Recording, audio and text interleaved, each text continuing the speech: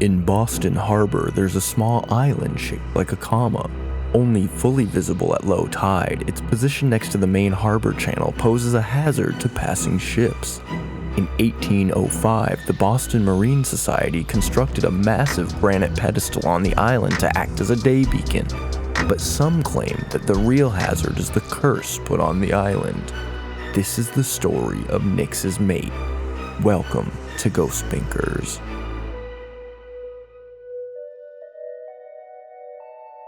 Pause for dramatic effect. Hello, junior and senior Binkers. I'm Trev, and I really badly want to believe in ghosts. And with me is my co-host and buddy, Killian. Nick's his mate. I just met the guy. Anyway, shout out to Boston again, baby. Shout out to Boston. Yeah, we just covered 50 states in America, like across all of our stories. Who did? We did. Really? Yeah. We have a Wyoming story? No. Okay. No, sorry, not 50. Okay, 50, you said 50. 50%. Oh, okay. I was like, we for sure have not done a Hawaii ghost yet. That makes way more sense. 50% states. So obviously we're going right back to Massachusetts. Well, so we're dropping the momentum. We're moving back. Yeah, we need to rest back in New England. We need to rest back in New England. We've been out and about. It's time to regroup. Take a long rest. You Googled ghost story Arizona and had a panic attack when nothing on earth came up. The ghost of the really hot sidewalk. And you're like, oh shit, there's nothing in this damn state. The egg fried by itself. I gotta get back to Massachusetts. The angry scorpion. And you're like, wow, there's a demon in the scorpion. Together, we are the Ghost Binkers, and we explore real-life spooky stories and joke the spooky credibility out of them. A light baking, so to speak. We really do. Yeah. And this is emphasis on spooky story for this one because there's not really any ghosts in this one. Yeah, you're allowed to get spooky with it without being ghosts. Yeah. Heat Rock, for example, famously the Devil's Tree. Famously not a ghost. There was technically there were millions of children ghosts. Yeah, there were spirits mentioned. Yeah. There might be a ghost mentioned in this, but it's really not about the ghost at all. Yeah, so it's it sounded like from your blurb that we're like talking about like a curse here. Yeah, we haven't really gotten into a curse before. I think we need a little more of that sort of like nebulous energy. Yeah, King Tut's tomb type stuff. Because it wasn't King Tut coming to kill you; it was something else. It was the vibe of King Tut would take you down. That's true. Yeah. You know what? Of a heart attack 53 years later. We hit 50% America. Yeah. So now it's time for us to start branching out into curses. Fair warning to you and all of our listeners, you're going to hear a lot of Yu-Gi-Oh voices on the King Tut episode if we ever do one. Hey. Yeah. Easy, kidding. Y'all better brush up on your Seto Kaiba type voices if we ever do an Egypt episode. That's fair, yeah, because I'm gonna have to be able to play off of that. You're gonna have to have the little screen caps of the characters to put over my head whenever I start doing the. That's a fun idea. We could do that. Yeah, we could do that. This story specifically more illustrates how legends can be spun up out of pretty much anything. Some might even say nothing. I'd argue that every single one of our episodes has a little bit of legend spinning out of nothing. Well, yes, but like this, like kind of shows you the workflow of how we get there. I'm genuinely like I'm trying to over under on actual boat accidents here might be like 1.5. like a boat kind of got skidded on a rock here one time, and they're like, "This is a haunted place." I think you've got good odds. And this is going to be also like a shorter episode. The quicker we get through this, the faster I can get back to playing Expedition 33. I know I'm a year late, but the music in that game is so beautiful. I have to finish it still, so no spoilers, I guess. I didn't finish it. I don't even really know what I like about it, but I just keep feeling drawn back to it. You like French people? I guess. Yeah, I guess. Who, have you met all the characters? Who are you meeting yet? Who you I only have 3 characters right now, just the first 3. And I'm in the underwater world right now, which is pretty sick looking. Yeah. Shout out to the underwater world. Shout out underwater world. Speaking of water. The Boston Harbor. This story comes to us from historicaldigression.com. That's an absurd name for a site. That's like it makes very sense. Millennial website name. It makes a lot of sense because it's written by Patrick Brown, who is a historian of the Civil War era with a PhD in history. Okay. as well as an author and historical society executive director. So these are just little things he finds interesting. So yeah, I These think are his little things he would say in class that he's coming back to. Yeah, like he's just digressing about history. We might have like actual good, well-researched history on the podcast. Yeah. Which is nice. I like that. Which is also kind of why it's not super Yeah. ghost central. That's great. And we should say, you know, we're from Massachusetts. We're from Massachusetts. We're not going to do any Boston Harbor type humor. So if you want that, you got to go somewhere else. I'm not doing Boston Harbor. Oh, I guess I should only promise for myself because you might have a whole bit of plan based on your face.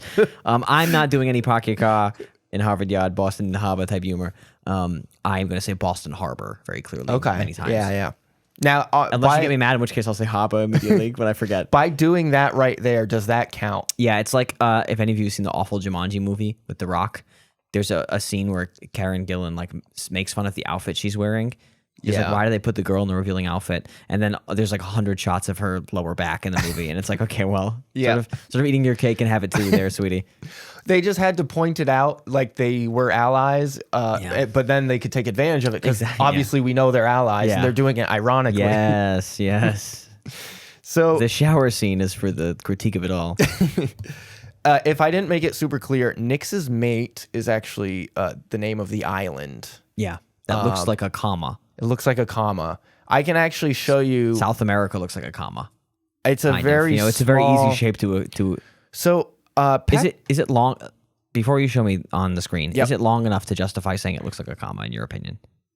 Does it have a little curve to it? Because there's different typefaces and stuff. But my worry is that you're going to show me a bean-shaped island.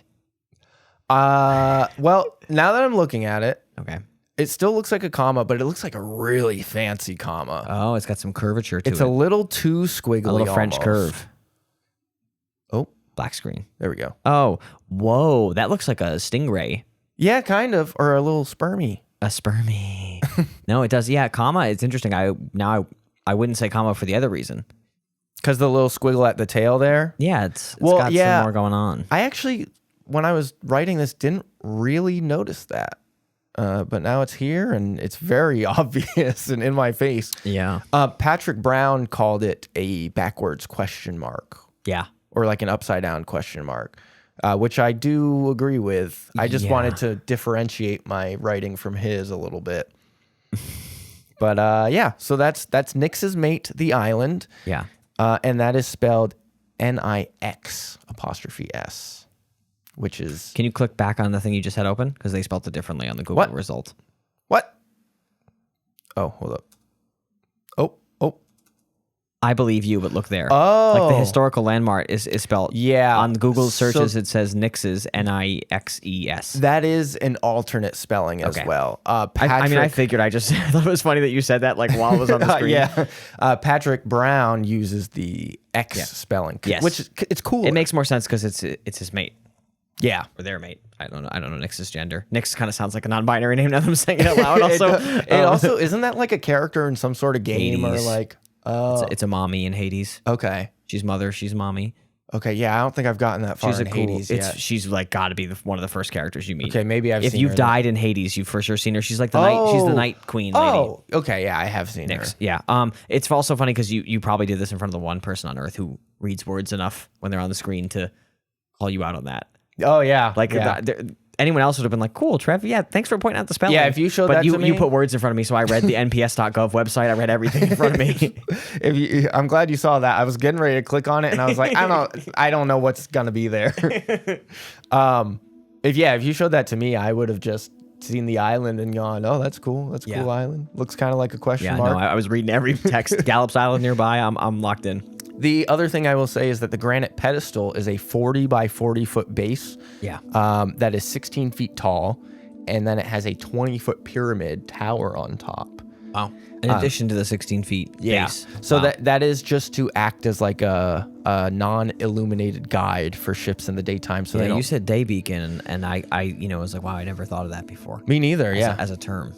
For ships. It was my first time seeing it, but it was just because it's like a really weird looking island, and if the water is high enough, it covers it, but you can still get there's like a trapped long on tail that looks like a sandbar you could get caught on pretty easily, I bet. Yeah, so I'm that's something of a mariner myself. You might be a little bit of a seaman. We took a ferry recently, so I'm kind of an explorer on the ocean. So, on July 25th, 1851, Henry David Thoreau was taking a ferry trip from Hingham to Hull on his way to Cape Cod. I almost just did like the watching The Departed thing where I was like, I know Hingham, I know Hull, I know Cape Cod, Henry David Thoreau, I know him. Well, fun fact for any non-Massachusetts heads out there, Hingham is spelled Hingham, and that's a real pitfall that's how we know that you're not from around here. If you say Hingham, we know. I've gotten a lot of Chipotle in Hingham. Oh, really? Just a ton. So then, so much Chipotle in Hingham, Massachusetts. You could have seen Nix's mate. I've really mostly seen the Chipotle, to be honest. I'm not really getting near the water. Chipotle's sort of inland. Yeah, they actually ship all of their lettuce from Nix's this is like mate. when Chipotle was good. Okay. Sorry, I stomped on your lettuce bit. No, but this is when Chipotle was good. And so you would like wait in line to get Chipotle and you'd still be excited about the food. Oh. You know, you'd be like, wow, the Chipotle's now so you good. just compulsively get You'd it. be like, we get 2 burritos for $17 and it's good food. Now it's like, oh, I ordered online, it's $33. The teenager hates me who makes it. As they came within sight of Nix's mate, Thoreau noticed a young boy on board, captivating a group of girls with a vivid tale. This kid's got game. This kid's got game. The boy recounted the old legend of a condemned man, a pirate who had allegedly plotted mutiny and murdered one Captain Nix. So Captain Nix is How long have men been slightly scaring the huzz, you know, for cred, you know? That is a thing that I'm noticing in a lot of these is like it's a guy trying to scare some girls. I don't want these ladies terrified, but I want them a little scared. Someone read the thing that like if you're on a first date, like it goes better if you have like an adrenaline rush or something. Yeah, the horror movie, get a little contact, you know? Go to an amusement park. The mutineer wanted to be captain, but instead, when arrived in Boston, he was arrested, put on trial for piracy and murder, and sentenced to die a slow death, marooned on a small barren island. Yeah. So I mean, like, I don't know. I guess that's one way to kill somebody. I don't want to. Well, it's, you know, exile is a thing. I think. They sent like Napoleon to Corsica or whatever. But like, I wonder how much piracy was like a thing at this time in and around Boston specifically. I don't know where there was piracy and like British, you know, imperialist piracy or whatever. But like, also, I always think of like the Caribbean. Yeah. As the piracy stuff, and so like the idea of like. I just think of Somali pirates. Yeah, I saw the pirates from Falmouth over there, brother. It's like, I don't know, I guess. Yeah. You think of Somali pirates? Well, mostly just because like they're kind of guy. like the most modern pirates that we think about. So that's probably why. I think maybe the Pirates of the Caribbean propaganda has reached you. That is true. But also that was where it was happening, you know, rum and sugar and such. Assassin's Creed, Black Flag. But that's probably more of an influence, to be honest. But yeah, I mean, anywhere there's ships or seas, there's probably pirates. Antarctica, you fucking moron. Yeah. The waters of Antarctica, you piece of shit. Hard cut to like a bunch of penguins. A Somali guy in a lot of coats.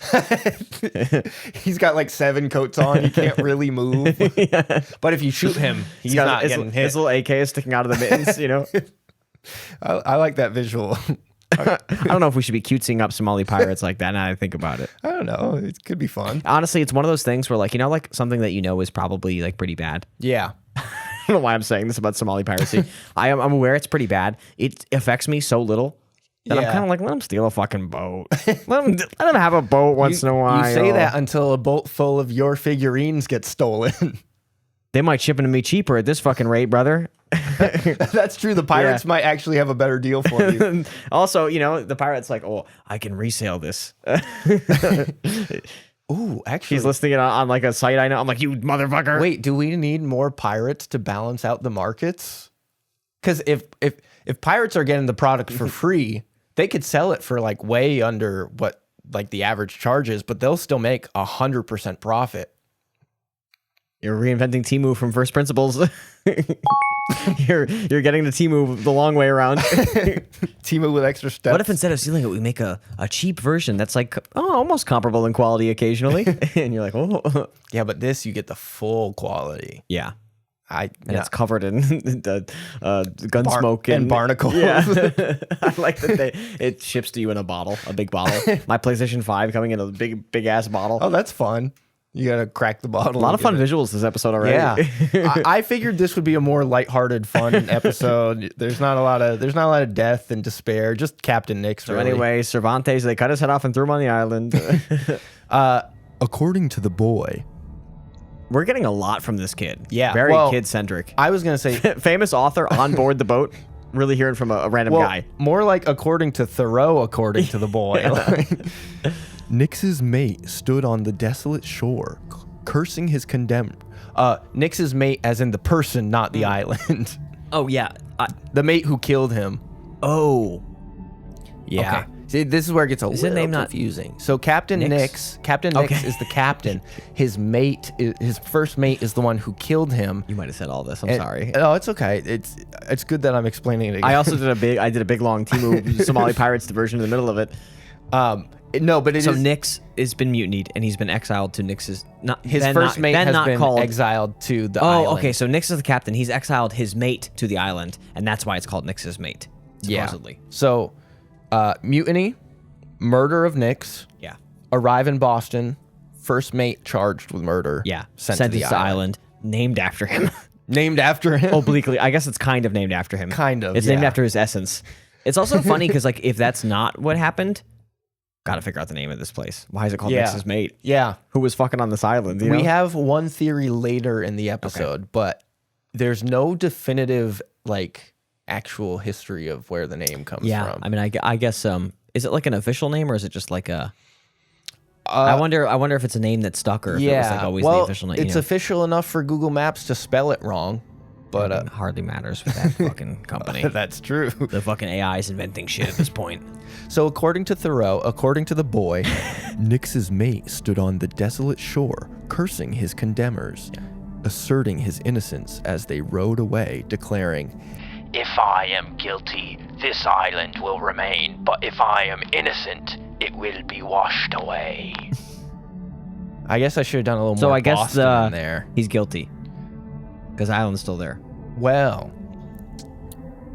You showed me on Google Maps. well, to be clear. we'll get into that. I know it's still there. Thoreau noted that the boy's conviction. Thoreau noted the boy's conviction as he gestured toward the eroding remains, remarking, And now it's all washed away. Fascinated, Thoreau jotted down a description of the moment. Okay. Yeah, I was going to say, we haven't heard a lot. Thoreau didn't really give many opinions on this, which is, No. like I said, famous writer, famous opinion giver. I do think we should try to layer this even more, get even further from the source of information. So maybe we find a journal of Emerson's where he talks about Thoreau on this boat trip, talking about the boy, and then we wait for the boy to bring someone else up, and we're like 5 layers of abstraction deep. If we could get the story from the point of view Yeah. of the girls the Yes. boy was talking to. According to one of the girls, their friend told them the boy was like, God damn it. The girl's mother said that the Yeah. boy traumatized them. You close Emerson's book of Tales of My Friend Thoreau, and you're like, what a complicated day. This story, popular around Boston Harbor in the early 19th century. It was popular. In some versions, Nix's mate was executed and buried on the island rather than marooned. That's what I suggested. Yet, I'm a pirate who fucking solves issues. all versions agree on the presence of a curse. By the early 1800s, the island had dwindled to a mere pile of rocks, barely above the waterline. An 1826 article, widely reprinted at the time, recounts an aged gentleman informing the writer that he remembered when Nix's mate, the island, not the guy, was lush and green, and there were a large number of sheep pastured there. In the 17th century, it was said to encompass about 12 acres. That's even before. He's Yeah. referring back. So even more. so yeah, back Okay. back in my day. Yeah, he's shaking his big Duncan. Yeah, back in my day, kid, that island used to be so fucking big. It was wicked big. It was wicked big, dude. There were fucking sheep there. I like that. That's the only thing that stuck it with him was Yeah. the sheep. I mean, that's kind of all he mentioned. So don't worry. I already conceptualized the size of like how big 12 acres is. Yeah. It's roughly 9 football fields. Yeah, that's pretty good. I can do that in my head. Yeah. And especially if you do like a 3x3 grid of football fields, then it's even easier to you kind know, of picture. You know what it is for me? I can conceptualize things like that, but I worry that if you had a way of like quizzing if I was correct or not in my brain, it would be wrong. You know what I mean? That's like fair. when I imagine 7 of my house stacked on top of each other, like. Am I really remembering the bathroom when I go upstairs? Like, am I putting you know what I mean? Am I keeping track of the closet space when I put them together? So I'm always like, well, do I really know this space well enough to do it? Like, am I not forgetting something when I walk through or something? So that's what my fear is. That's fair. Not that I'm stupid doopy. And I mean, it's a rough estimate anyway. So even if you're off by like one house or one football You said field, it was exactly 9. Yeah, and so it's been sinking into the ocean and it has become a pile of rocks. Did we like Dubai dump a bunch of sand and make a new island? I actually don't know, but I do think that maybe that picture is taken at low tide, like the Google Maps. So it is picture. just some rocks, but it so looks it is like more. probably most of That's the time just like under the water for the most part, except for the big giant obelisk that they built. Right. All those obelisks always rising out of the ocean water. Always tormenting people. Yugi. If you know, you know. IYK. No, IYK. You've sailed your last ship, Yugi. I also measured on Google Maps the size of the current modern day island. Okay. It's about 4 football fields in length, but it's only 1.5 at its widest point. Football fields? 1.5 football Still fields. big football. That's pretty big. Still pretty big. 1.5 lengths of a football field wide or widths of a football field wide? Length. Okay, because football fields are 100 100 yards long. They're but not a square. They have a width. Yeah, So I didn't. yeah. You meant it's 150 yards. I'm just using like the end zone to end zone It's 100. It's 150 yards wide. Yeah. Okay. And most of it though is only like a 60 foot wide strip. Yeah. So that little tail little that you tail, were the seeing spermy. it's only 60 feet wide. The seahorse spermy tail. So honestly, my toxic trait is thinking I could probably jump the ship over the 60 foot. Oh, like a Sandbar. bunny hop. Something like I could maybe if I hit it fast enough, I'll catch like, air. You know when and you keep jump going. and you turn it to the side, you turn the you jump and you turn the bike to the side. Yeah, like this. yeah. You would do that with the ship. I could do that. I could free willy it maybe. Yeah. You know what I would do is I would jump down the front of the ship and run and like lay down like Spider-Man, so it goes over my back. You know, like I'm Superman repairing the train tracks. You know, I would do that and it would harmlessly glide over me. Oh, I like that one. Yeah. I would jump over to like the tip, you know, the little pointy part. I would jump on top of that with so much force that it would crash down into the sand, and I would grab it and swing it around over the bars into the sun. And then I would let go, but then catch it again. So it pulls me with it. So you're like flying like Thor's hammer. Yeah. I would jump off the boat and I would reel back and I would punch and I would blast a big crater in the ground that would fill with water. So the ship could just sail across. Wow. Yeah. And then they would be like, wow, now Nix's island is Nix's mate is 2 islands now. Because they separated right now. Might as well call this one Killian's mate. Yeah.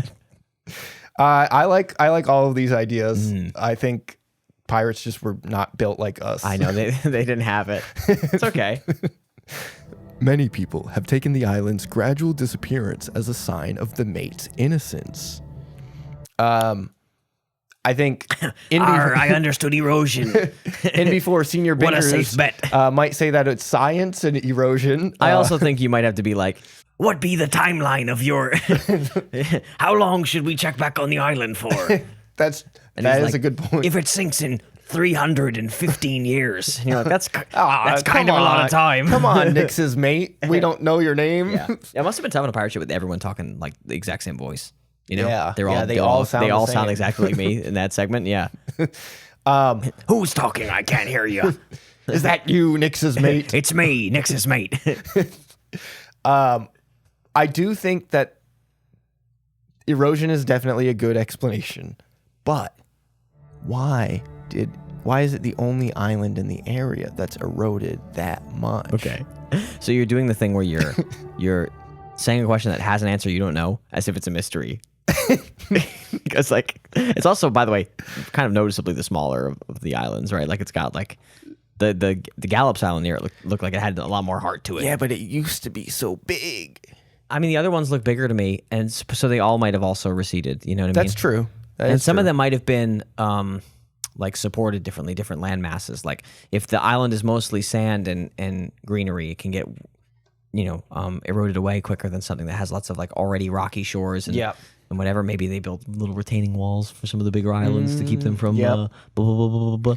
What if I told you I have an answer? Oh, why would the curse? Okay, it's fine. Get into it. Whatever. Save the binking for after the story comes out, Killian. Perhaps the most baffling and broadly embellished version of the story. I actually am not going to give you the answer just yet. Okay. I like that he's like, this shit's baffling.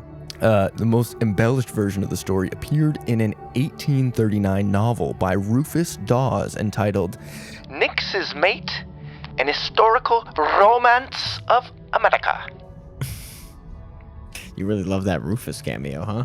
you were ready to go. Who's Rufus? Oh, Rufus The Dawes. author, yeah. Oh, I blacked out. I was already Rufus. I say Rufus, and you're like, what? Who calls? What dost thou need? I will say this is the more interesting version of the story for sure. Rufus is the little mole rat from Kim Possible, right? Yeah. That's a good pull. Is it? Shout out to Rufus. That's the only Rufus I ever know. Never heard of another one. There's a Rufus de Sol who does like it's not like house music. Oh, that's also the mole rat from Kim Possible. Oh. Yeah, that's his side Oh, project. wow. Yeah, he's like a DJ. Big fan. Yeah, he's got like a Daft Punk sort of helmet on. And Love that. that's why his music's so interesting, because he has to run between the controls physically. while That's why he's not around sometimes in Kim Possible. Yeah, 'cause and like he's, Ron's bumbling and knocking shit over, and so he's got to do both. Messing up the studio. He's got to multitask. Yeah. In this retelling, Edward Fitzvassal, a brooding hero, leads a mutiny, setting Captain Nix adrift, taking Nix's identity. Fitzvassal arrives in Boston amid the 1689 Boston Revolt and heroically aids the colonists against the rule of King James II. Very Count of Monte Cristo.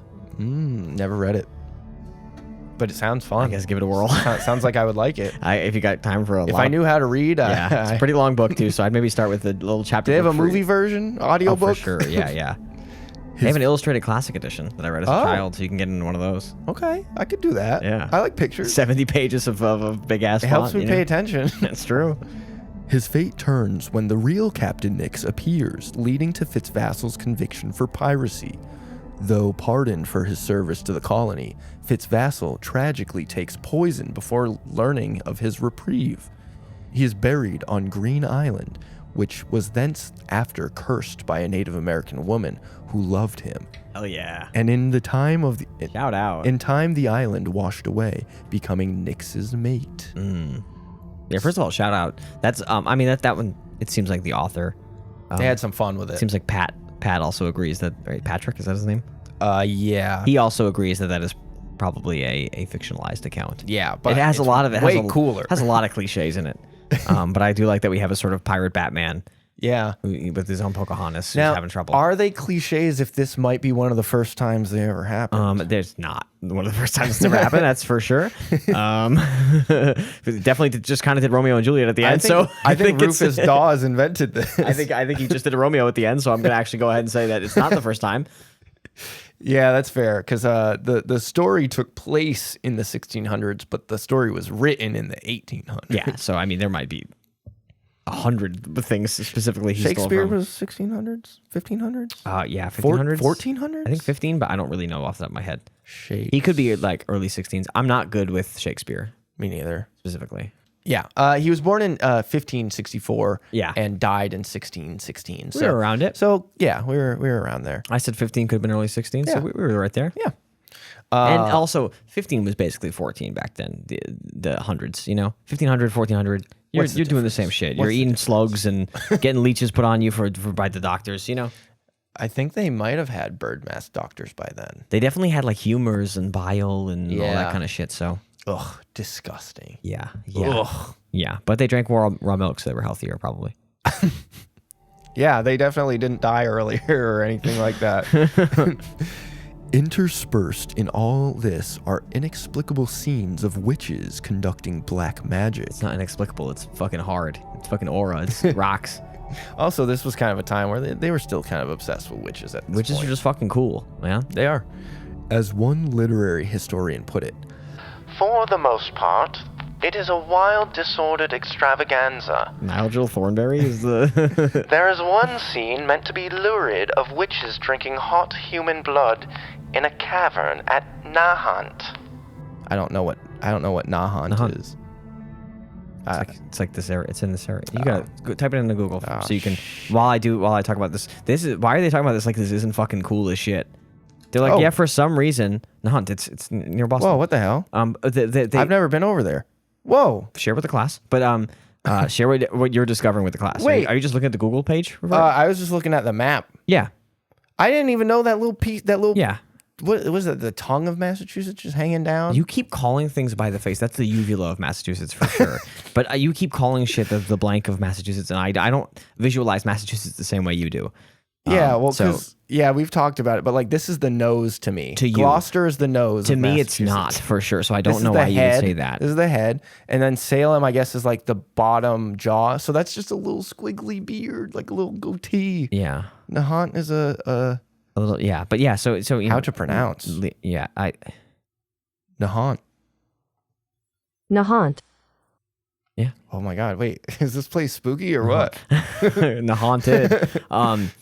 What the fuck was I saying? Why are these dorks that keep being like, for some reason, he keeps talking about cool hot witches drinking blood naked and being badass. Like, yeah, man, it's fucking cool. And I'm talking about it because it rocks. For some reason, he keeps saying that they were 8 feet tall and stepping on him. Also, the main guy keeps playing guitar solos. And I don't get why. It's like, because it's fucking sick, brother. That's a self-insert, yeah. you call it. No, I think it's also, again, Shakespeare, right? The witches. Oh, the witches, in yeah. Hamlet, right? Is it Hamlet that has the witches? I think so. Okay. Wow. So this guy really is just ripping off Shakespeare. Yeah. Now I don't like it. Yeah, and I don't like it because I don't know enough Shakespeare to. We did a couple Shakespeare's back to back, and they got like the wires all got crossed in my head. That's fair. In high school, Hamlet and King Lear, and the other one that's like Hamlet but isn't. The other big one, Othello. We did that one as well. But a bunch of them got mixed in my brain, and I will reference them as if they are all Hamlet, and then someone will be like, that's the other one. I'm like, oh, whoops. The only thing I care about with Shakespeare is in Romeo and Juliet. You like the bite my thumb type shit. Yeah. I knew you were gonna bring up the bite my thumb shit. That's dope. I didn't know if you told me that before. I just knew it was your kind of shit. I've mentioned it many times. Yeah. Maybe not on the show, but yeah, I mean, come on. Like, yeah, I like the witches. I like the boil, double and troil and trouble and shit. I think that's cool. I think it's cool to have. I think it's cool to have a kind of a bunch of women trying to undermine you. Yeah. But like, imagine you're walking down the street and like you bite your thumb at someone and they're like, "Did you bite your thumb at me?" And you're like, "I bit my thumb." And they're like, "Yeah, but did you bite it at me?" And I'm like, I feel like the modern version of this is like really stupid, so I don't want to go down that route. Now, who are you looking at? Who are you looking at, man? Doing that shit to people, you know? Yeah. Well, that's why the person biting the thumb is the cool one. Rage baiting people on the streets and then gaslighting them about it. Shout out Mercutio. Is that him? Yeah. Yeah. Shout out. An unimpressed reviewer in 1839 wrote, The whole passage of the midnight meeting of witches near Spouting Horn is disgusting. They are still crying about the fucking witches, dude. They it's hate cool. the witches. It's fucking cool. It's spooky and cool. It probably was really gross. They're probably like eating livers and stuff. And, like munching. The crumbs are flying everywhere. Oh, come on. We're being ridiculous right now. If I told you they look like the Hex Girls from Scooby-Doo, you'd be all about it, all right? I'm not complaining. This guy's complaining. A lot of people are fucking complaining about it. Oh, sorry, there's a little intrigue in your fucking story. Yeah, do you think they were complaining the way like modern people do, where they were like, plot hole, the witches are never addressed again. He just kind of drops the idea of the witch's character. There should be another arc where we learn about the witches. I could see them all being really annoyed at the actresses that play the witches, and then like for some reason, even though they have nothing to do with the story, like writing, they have to like quit acting. The witches wouldn't be Irish; they would be English, like us. I was trying to think of their version of racism. I also think that I wonder if he was seeding the ideas for like a sequel. He was like, yeah, we find out that he actually didn't poison himself, and he comes back and he has to fight the cabal of witches. Like it was just anime. He's like, we're doing the witch arc. You know what we should do? We should just take historical like literature and like redo them. I've been wanting to do that as an anime for that would be fun. I can't animate, but I mean, that would be fun just to write the stories. I can't draw, so we're a perfect match. It'll look like shit and slop. We It'll could move sell like it to somebody else. We could sell it to a studio, maybe Avatar Studios or something. I wanted to do a series where you start as like cut this out. This is too good of an idea. Don't give this out for free. Where you start as like it's like anime, but you start with like and then you just explore everything. And, oh, that's so cool. they just like wander. I remember you guys were to the planning pyramids. on doing something with that. I have good ideas. I have good ideas all the time. Maybe that's on the Patreon. maybe that's the $50 tier. You want to get me drawn? You got to pay me. Maybe that's the $100 tier. I don't know. Yeah, We'll see. yeah.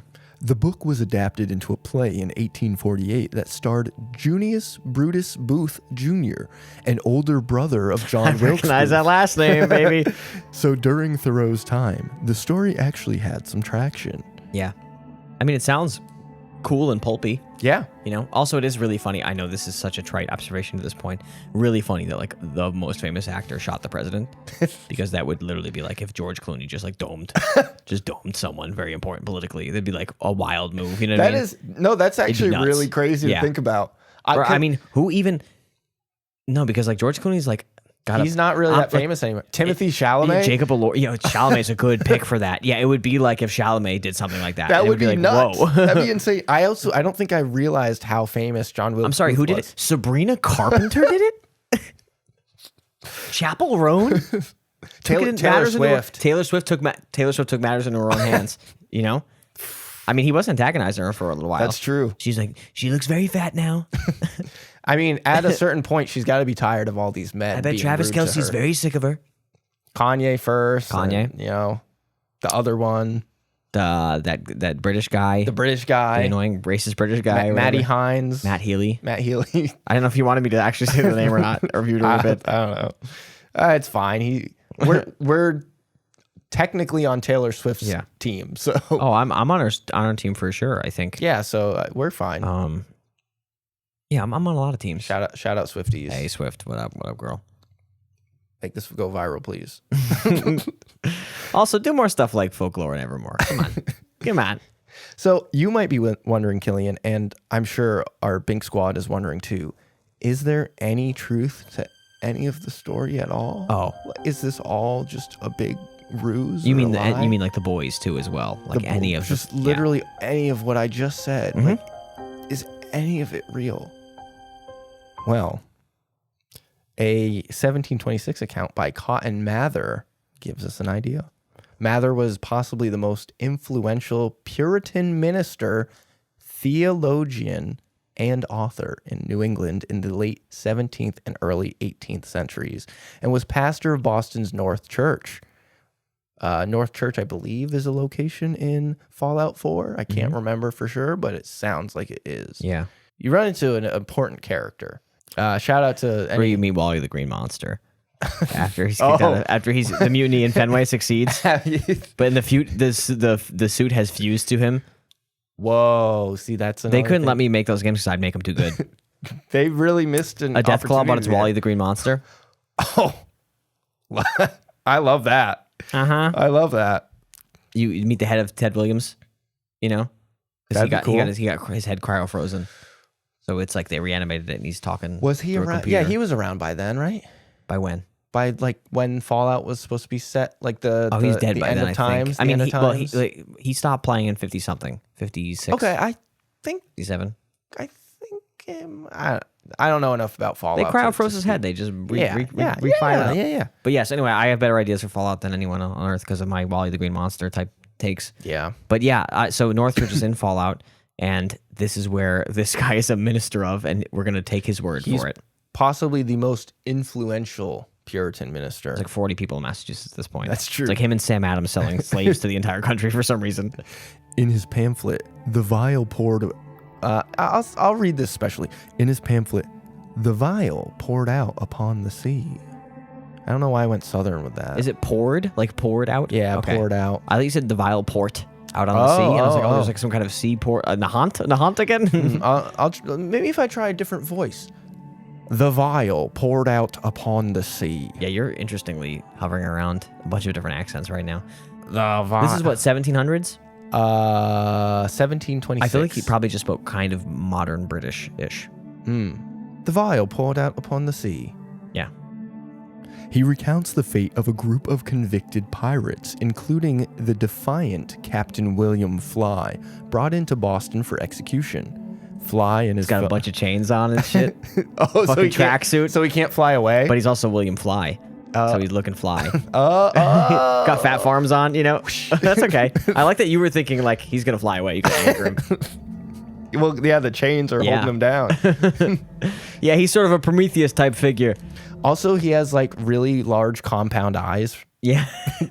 Oh, now we're getting into the fly. I like that too. Yeah. Yeah, I'm thinking I'm going to do maybe a mutiny, perhaps. Whoa. A mutiny. Oh, interesting. Yeah. Oh no, I could do a mutiny. It's not a good Jeff Goldblum, but it's around there. I forgot to mention that we did have Jeff Goldblum as a guest for this episode. Wow, thank you for having me. Wow. Sasha, Malia, Jeff Goldblum. Barack, and you were saying, Barack, that you love flan, and I didn't know that. It's not good, but it's around it, and I want everyone to know that I think it's around it. I would love to see a conversation between Jeff Goldblum and Obama about flan. I would like to see them discuss like the bisexual women they've been attracted to in their life. I feel like they would have a lot to say to each other about that, way more than about anything else. Gotta have them ribs. Gotta have them ribs. And pussy too. Dude, that I know I don't know if we've talked about this explicitly on the show. That section of Barack Obama's book where he talks about pretending to be a socialist in class to impress like the cool bisexual goth girl in his class is so fucking funny. I apparently read that book in high school. Tales of My Father? No. This came out a couple of years ago. Oh, okay. It's a more autobiographical of his like whole thing. Okay. I think mostly ghostwritten, whatever. Tales of My Father was like his actual book, I think. That's the one I read in high school. Yeah, I think. But that's what this and one's more Pussy recent. 2 is from. Yes. No, this apparently they're I read from that. two different things. But the I Am Pussy 2 is funnier because there's a clip of him saying it. Like there's a clip of him reciting that part of it, which is funny. I know he was quoting someone in the context of his book. But yeah. No, the goth thoughts came directly from his brain. He wasn't quoting anybody. No. Fly and his fellow conspirators had murdered their captain and his mate. So there's no mate that Sharpie on the name. Cross it out. Just Nixes. Yeah. Ministers of the city, led by Mather, made great efforts to elicit repentance from the condemned men before they were hanged. While his companions repented, Fly stubbornly argued with Mather, denying guilt and rejecting his pleas to turn to God. Come on, repent. Let's go. Come on, man. Yeah, I don't fucking wanna. I don't want to do it. Please? Come on. Enough. You're pissing me off. Repent. Let's go. It is actually No, I killed him. I'm innocent, and I don't care either way. I'm not repentant. Dude, you're holding me up. I have to go. You've got to repent. It's funny because you and Brown seem to be on the same page here because he also highlights the humor of the interaction. He says that Mather seemed intent on capturing Fly's insolence and depravity, yet to a modern reader, Fly's snark and rejection of authority comes across as oddly compelling. That bitch says what? What did you say? Like, fucking got him. Got his ass. Boom, roasted. Yeah. Oh, you know what? Yeah, you know what? I guess I'll. I'm gonna hang you double. if you take me to room 40, I'll repent. Room 40? Yeah. Room for these nuts? Yeah. You rapscallion. I'm the foremost minister of North Church in Boston. One might even wonder if Fly inspired the character of Captain Jack Sparrow. I was gonna say Marty McFly. Maybe That's where the name came from. As he faced his execution with comic flair, holding a nosegay, which is a small bouquet of flowers, I just learned that, and complimenting the crowd as he walked Don't use down French the street. on this podcast. As in nosegay. This is how you say it, nosegay. When he mounted the gallows, he even adjusted his own noose, admonishing the executioner for being poor at his trade. Hilarious bit, first I of all. think that's a great bit. Yeah, it's very funny. Also, this might be too crass. This might be cut it out of the show type joke. A little bit of flowers is a nosegay. I guess. They're like, yeah, you got a little gay nose sniffing flowers all day. Yeah. Well, hey, here's a little nose for your gay flowers. Back then, gay meant happy. So it make You your were a nose flower happy. sniffer. You were a happy Makes your flower nose, sniffer. Nose happy. You know, I can't smell. Really, at all. I'm pretty horrible at smelling, so I've never sniffed a flower and felt happy. Oh wow.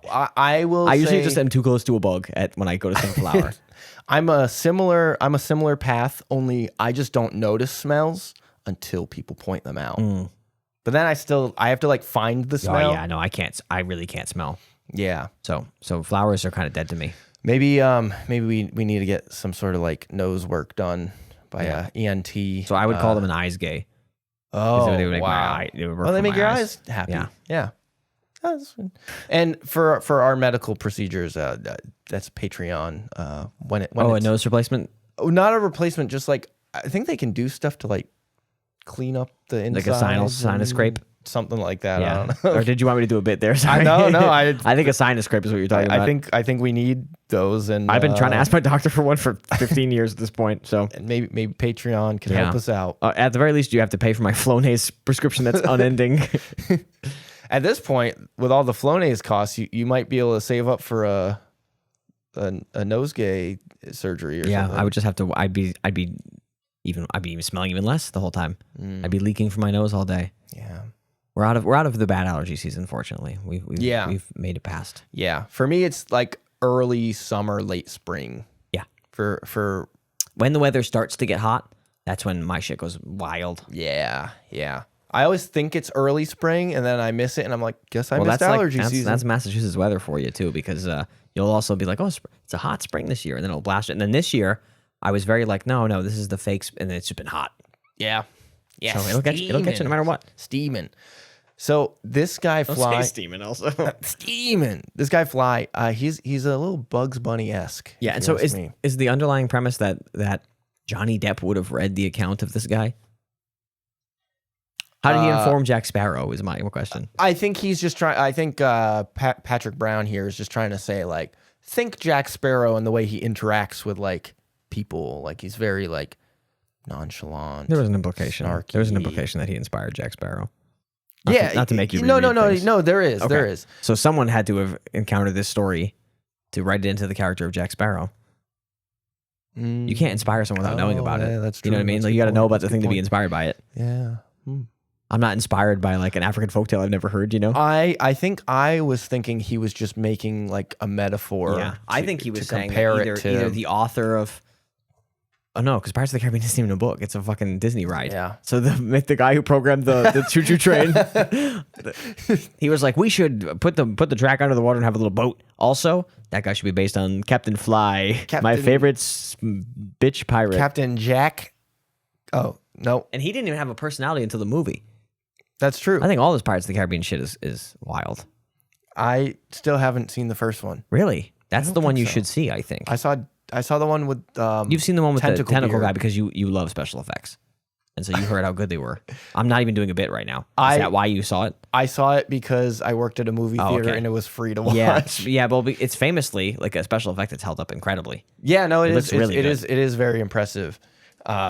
But that was not the reason I watched it. I was just a young sort of movie bored. theater Just employee bored. trying to watch as many free movies as I could. I love that era of my life. Me too. When you guys could get me into movies, that was really great for my And I'd movie bring watching. home a big giant bag of stale popcorn. That rocks. Stale popcorn's good. It is. It like absorbs the oil, and then you bite into it, and you get a little oil squish. Yeah, this is almost wasteful, but sometimes even with smart food too, popcorn will do this, where you just like when you put the bag back in the pantry, Leave it open. maybe just leave it open.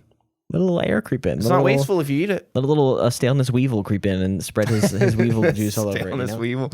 Yeah, I do really like stale popcorn now. I never did, but Yeah, great indie band name too, Stale Popcorn.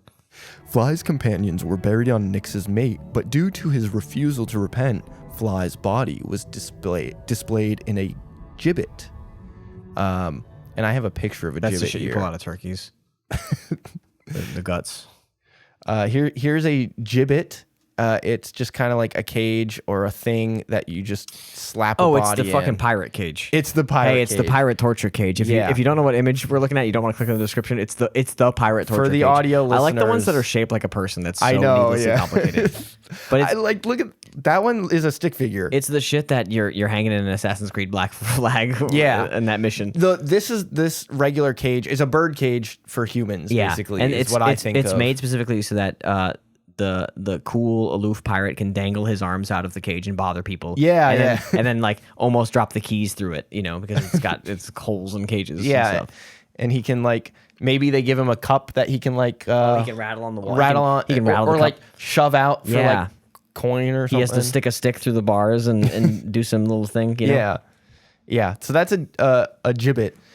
So his fly's body was in that, left for passing crews to see as a deterrent to piracy. There are unverified accounts of other convicted pirates also being buried on Nix's mate, leading mariners and fishermen to see the island as a foreboding, perhaps cursed place. According to one journalist, a ship captain used to insist that his crew doff their caps when passing the island. which that's classic sailor shit. Like they're pretty superstitious. You know, they're like, this place is cursed. We gotta pay our respects as we're passing by. So, there is indeed truth behind the island's connection to the execution of pirates and their burial there. But,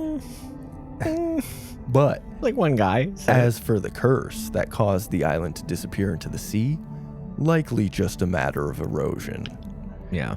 Exacerbated by the fact that the island was a popular spot for crews to collect large volumes of stones for ballast to stabilize their vessels. Just took the island away. So that is why it eroded so quickly. How is this island getting smaller? And then there's just 100 million stones behind him on the boat. Why? The curse is working. We need to find the guy who did this. Jeremiah, add 100 stones to the... We need to build a statue of the guy who might have done this. Grabbing extra stones just in case. Make sure to harvest the good ones. Find the biggest load-bearing stones. Yeah, so that is a large part of the erosion. That's funny. However, technically... Yeah.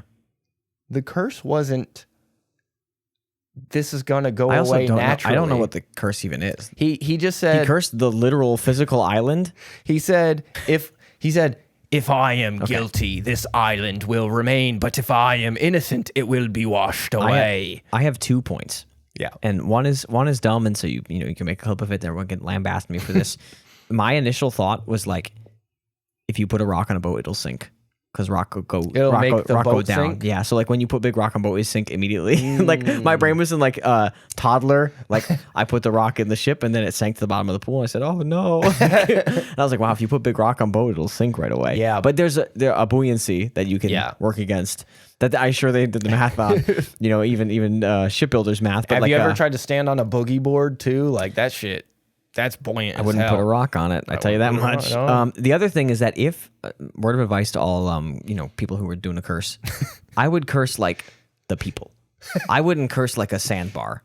Because he kind of what he did was he said like, the island will disappear, and then it did. But like you should have said like, and any who sail by it will suffer the same fate. Do you think?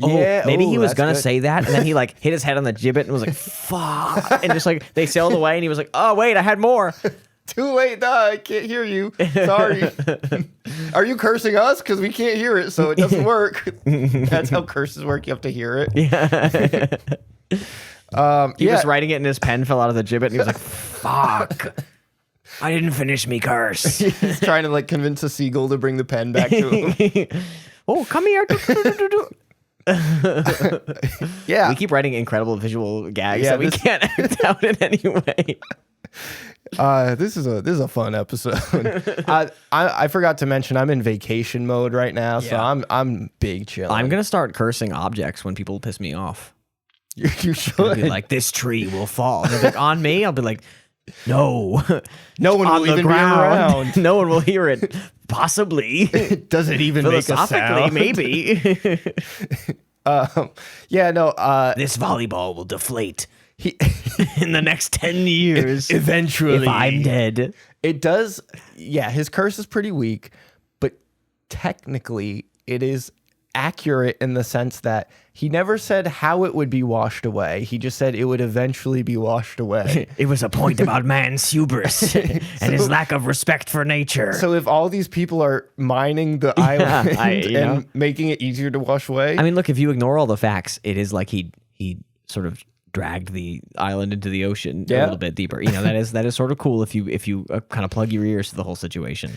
I hope this wasn't anyone's favorite island, because if it is, it's going to be gone.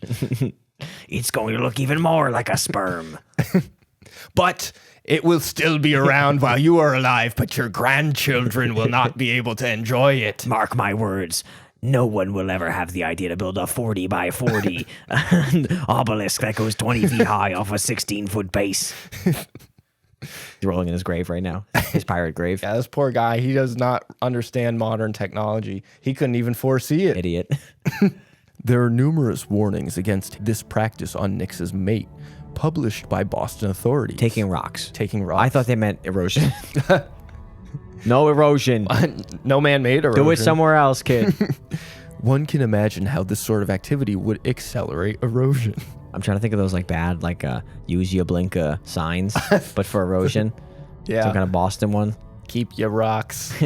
Get your rocks off, Oh, Boston. but not here. Yeah, somewhere else. Brown wraps up by speculating about the island's name. There is no explanation for it. In 18th century newspapers, various mentions of the vessels gone aground there refer to an island as Nick's Mate, spelled Nick as in like Nickelodeon. Yeah. Brown's theory is Nick was a common identifying name in Old New England for the devil, and with the island's reputation for dooming so many vessels in Boston Harbor, it may have become known among seafarers as the devil's first mate. Which makes more sense to me. Yeah, definitely. I think that was one of the first things I said was like, oh, is this island just like is the name just like a thing that stuck? You know what I mean? And then or was the story around when it was named? And it sounds like it wasn't. It sounds like it probably was just called something like, and then you lose the meaning, and then like one kid trying to impress the girls on the boat tells a story like that a few years earlier, and it just kind of spreads, you know? But also, like, I feel like pirates, with their pirate speak, they might have just, like, they might have said Nick, but it was Nix's, like, because they add an extra S or something, because they're pirates, and they talk different. Yeah, that's true. So it's still pronounced Nix's. What do you mean I talk different? I talk the same as everybody else. Please put the blunderbuss away. What do you mean, you people? My beard starts smoking. That's it, though. That is it for Nix's Mate. We could visit Nix's Mate. We can visit anywhere. It's just a trip down the road. Literally anywhere on Earth. Just a trip down the road to Boston somewhere. I'm ferried out for this year, I think. I don't think you can actually physically. I think there's nothing to visit. There's nothing to visit. But we could visit Gallup Island or whatever's nearby. You know? could go to Deer Island and go to Harbor Island go to Nahant. Lookout. Let's go to Nahant, dude. We could go to Nahant. Fucking hell yeah, kid. The little wispy wispy goatee of Massachusetts, Nahant. You never showed me a picture of the obelisk. Oh, I'm very pro obelisk, so here you go. I know I did a little riff on it earlier, but I do love a good obelisk. Oh, right here. It looks like a traffic cone. Yeah, I kind of hyped it up a little too much in my head. I'm realizing now. It's not as cool looking as you would so think. I like obelisks made of like black crystals and shit. I was also thinking like a black. Yeah, if I were rich, I would have if I were a billionaire, I would do like one big obelisk. And I would give the rest of my money away to taxes or to people. I wouldn't be evil. That would be cool. Yeah, it looks a lot like a traffic cone. It's also, my brain is doing the thing where it's like, it's little, it's big. It is but big. When you see a picture, your brain's like, in little. the vastness of the ocean, it does look small. And it's near like a whole land masses. Yeah. So that's Nix's Mate.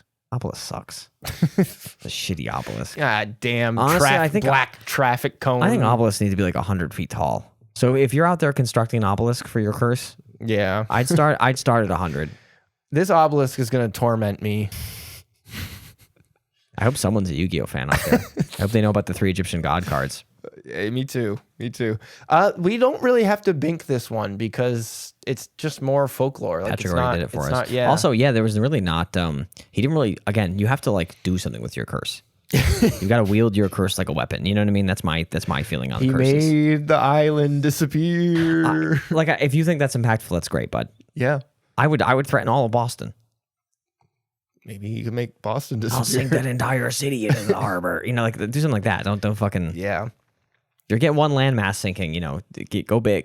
That's my word of advice. I'm with it. If you're Fuck gonna, you, Australia. You're sinking. If you only get one landmass to sink, go big. I agree. I agree. Thank you for listening to this episode of Ghost Binkers.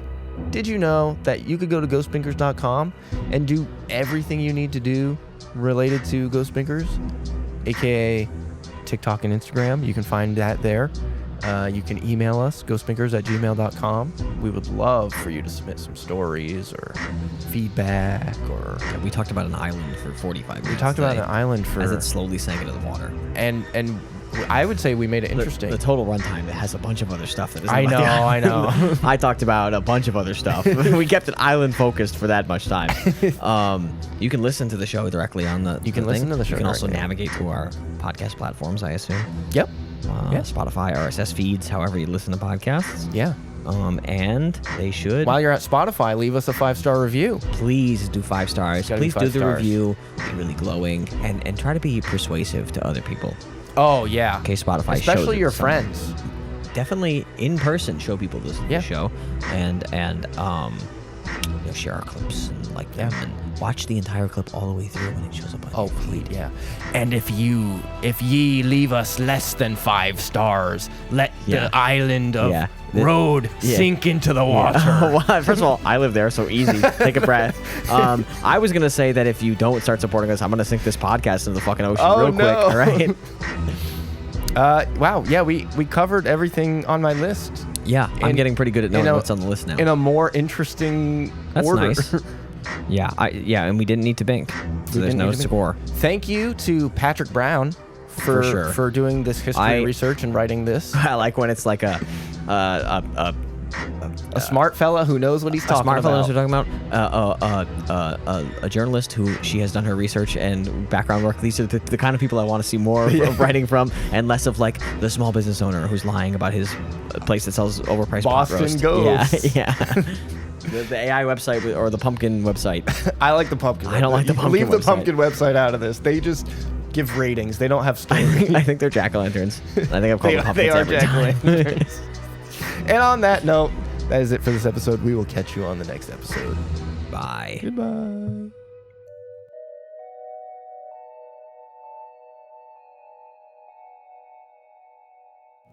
Oh, really? If I put extra meat on a Chipotle, I would not be able to tell the difference. If you gave me 10 burritos I ordered online and one of them had extra meat, I would never be able to identify it. One time I ordered a full bowl and they only put meat in it. They gave me a bowl of meat. When I picked it up, I was like, this is kind of lighter than I They thought you were a remember. bodybuilder. They have that now as like a menu item. Well, I guess I was a trailblazer Yeah. for it because I did not order only They have meat. just like chicken in a cup. No, this was like a bowl where they just took the meat that you would normally get and they just put it in the bowl and they were like, There was nothing else in the bowl? no. Oh, that's so strange. I was really confused when I got it home. And you ordered other stuff. I ordered my normal order and I was pissed. I wonder what happened. I don't know. I think maybe somebody just like, You should call the Chipotle and ask. Like, hey, I have a question about an order from 7 years ago. yeah, it was close to 7 years ago. It was maybe like four years ago. That's pretty close.